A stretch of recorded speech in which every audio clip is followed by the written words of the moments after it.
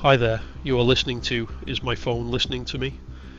Let's settle this one with math, not vibes. If your phone's microphone was secretly streaming audio to its servers 24/7, here's what would have to be true. Your data usage would spike constantly. Your battery would drain in hours instead of a day. And security researchers, who have torn these apps apart byte by byte, would have found it years ago. They haven't. Not once. Not in any major investigation. Not from Apple's app review process. Not from independent security labs.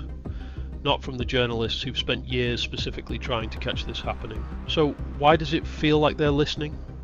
The coincidence machine. You're not being fooled by your phone. You're being fooled by your own memory. Psychologists call this the frequency illusion. Once you're primed to notice something, you start seeing it everywhere. And it feels like the world changed when really your attention did. Mention a product once, get one matching ad, and your brain files it as proof. Mention 40 other things and get nothing, filed as nothing, because nothing happened. It's the same effect as buying a new car and suddenly seeing that model on every street. The cars didn't multiply. You did. Here's the part that makes this even easier to fall for. You talk about hundreds of things in an average week. Plans, products, complaints, random curiosities. Advertisers are running thousands of targeting signals against you at any given moment. With that much noise on both sides, an overlap between something you said and something you saw isn't rare. It's basically guaranteed to happen sooner or later.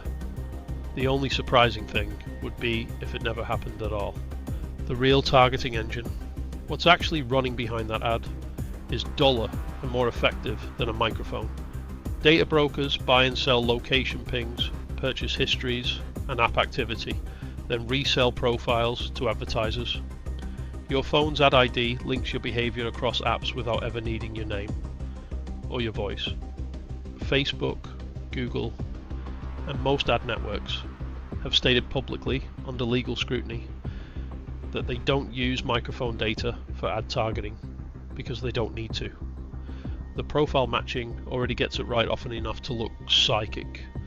Think about what's actually being collected without a single word being spoken. Your GPS pings reveal where you live, where you work, and how long you lingered at that pet store last Tuesday. Your search history stretches back years. Your contacts list quietly links you to everyone else's behavior too. If 3 of your friends search for dog harnesses this month, the algorithm doesn't need you to say the word harness out loud. It already knows you're statistically likely to want one. This is the same approach insurance companies have used for over a century. No microphones required, just patterns across enough people to make a confident guess about one person. Here's the irony. Believing they're listening actually lets tech companies off easier than the truth does. A listening phone is a scandal you can point to and demand fixed. It has a clear villain, a clear fix, turn off the microphone permission, and a clear sense of violation you can act on. A profile built from years of location data, search history, and behavioral patterns, sold and resold across companies you've never heard of, is harder to be outraged about because there's no single villain and no single moment it happened. There's no toggle to switch off years of accumulated data exhaust. There's no one company to blame because dozens of them touched your profile along the way, each one only handling a small, seemingly harmless slice of it. That's precisely why the microphone myth survives. It's simple, it's satisfying, and it gives you somewhere to direct your suspicion.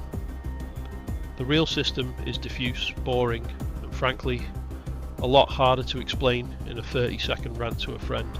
The microphone isn't the threat. The thing that knows you that well without ever needing to listen.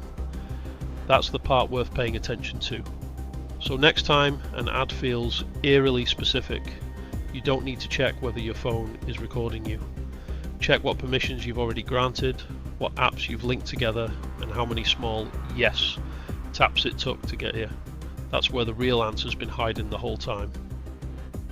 Thank you for listening. If you enjoyed this, please feel free to like and subscribe.